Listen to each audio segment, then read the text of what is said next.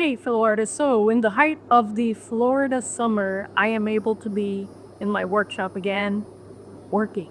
I'll show you why. Let me give you a little tour update.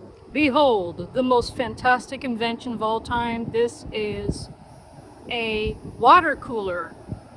So, what I do is I fill this up with cold, well watered air.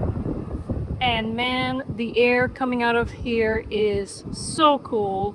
And it's really making my workshop bearable to be in. This was a gift from my parents. Shout out to my mom and dad. Thank you so much. I love this thing. So now this area near my melting computer and my laser engraver are nice and cool. Let me show you what's on my workbench top here. This is the beginning of my first leg fiddle. Remember how I was working with gold leaf recently? Look how that came out. It's not perfect, but I still love it. Check out that beautiful, beautiful tree design.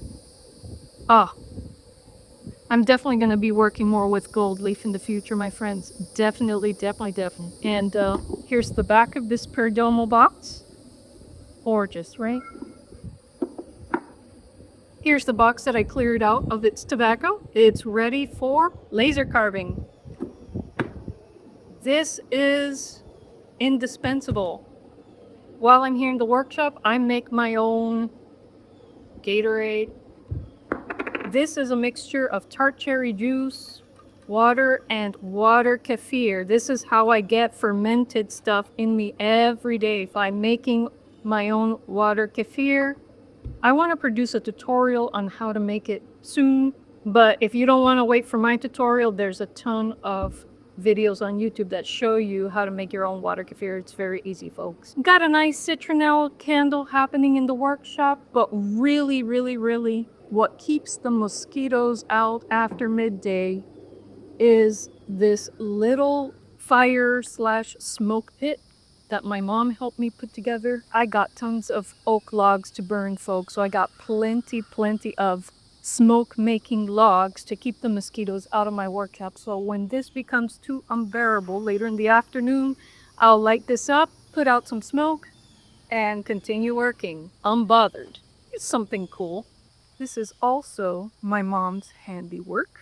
Second to last time she visited, she helped me cut up a big oak log and made this tree sculpture for me. And this tree sculpture has a purpose. It is serving as a trellis for a muscadine grapevine I found here next to my little shed. Cool, huh? While we're out here, let me show you some more homestead progress. Right.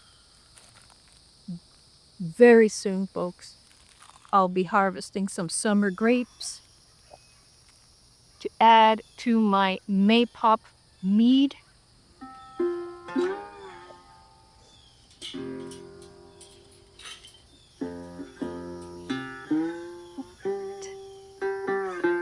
So here, I got a lemon verbena that's exploding on me. I bought this a few years ago, forgot about it. It died one winter, and then one day when I went about my homestead, it had exploded into this big thing. So I brought it up front here so that I can actually use it. This, when you rub your hands on it, you can smell strong lemony flavor. It's gorgeous. My rosella's coming up very nicely.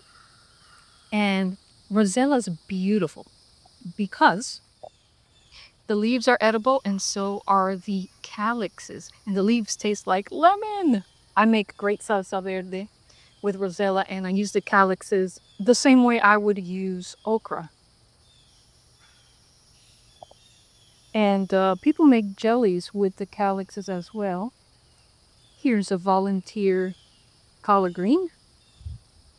Here is my beautiful, beautiful sunchoke patch. Haven't harvested any sunchokes from here because I want them to spread out in these beds.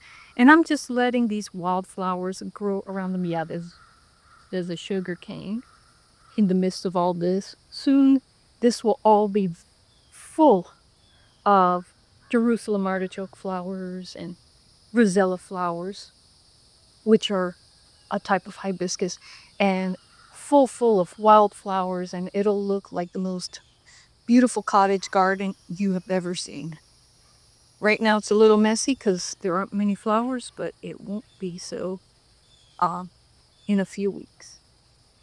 I got some Cuban oregano inside, but my mom, who has a tremendous green thumb, made these for me. Have to go inside in the winter. This is my pride and joy. This is a shampoo ginger, and I can't wait to start using the liquid from the flowers when it's available. My mom came with a bunch of gifts last night. Look. Ah. I've been thinking of cutting these to put into a vase, but the hummingbirds have been enjoying it. Got some more Texas tarragon here, and I made this one from a cutting. It's doing very well. This is a guava I grew from seed and recently lamented that I will not see fruit on it for a long time, so my mom grafted her guava tree and made me this. And it's in a bucket because I have to bring it in the winter, but I already harvested fruit from this one, folks. This one is very gorgeous. My mom has an incredible green thumb. Take a look at all of these pineapple plants. She grew all of these pineapple plants from the tops of pineapples she's eaten. Actually, that's a top from a pineapple that she grew. All of these are. She always has tons of pineapples. She came loaded with fruit last time she came to visit. I'm having a hard time keeping up with the ripening fruit in my kitchen. Today I gotta make lots of pina colada mix.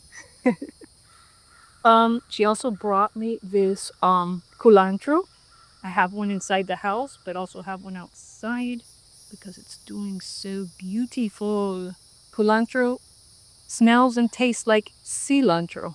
So here's my jelly palm, and I've been waiting for the fruits on a little fruiting branch to ripen so that I can pick my little jelly palm fruits. And look, oh my gosh, there's so many ripe fruits on the floor. Still some left on this little branchy here, so I'm just gonna take them.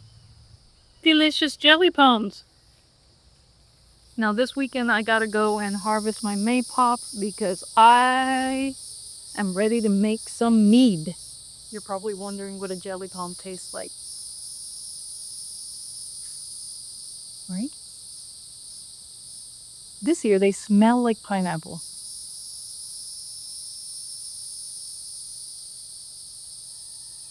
That's a cross between pineapple and a mango.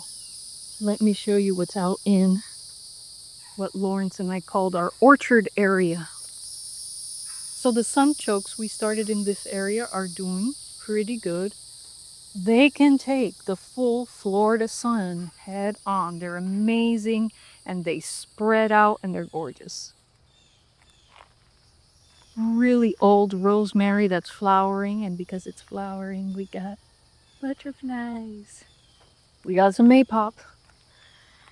And I do have to come out here this weekend and harvest all of the ripe maypop here. We have some maypop along with some ginger that's growing here. Take a look at these beautiful flowers. I can smell them today again. Nice to come out and harvest it. Got lots of sumac that came up here by themselves. They produce nice tart berries that you can infuse in warm water and make a lemonade with, and sumac is used as a spice in Middle Eastern food. So I'm so happy that this patch, we didn't plant these came up all by themselves. They're native. Ooh, Look at this pear tree and a partridge in a pear tree. Look at how many pears this guy has. The inspiration for my first country blues song. We've got my sugarcane patch. And yes, I will be making beer, wine, rum, and moonshine. Oh, yeah. And of course, I will be making authentic Cuban mojitos with the juice of these sugarcane. Yes, folks, I will. All right, folks, it's hot out there. I gotta get back to work and start making CVGs. Now's the time to prepare for those holiday season craft markets. And so I'm gonna leave you now. I hope you enjoyed this video and have a great day. Ciao.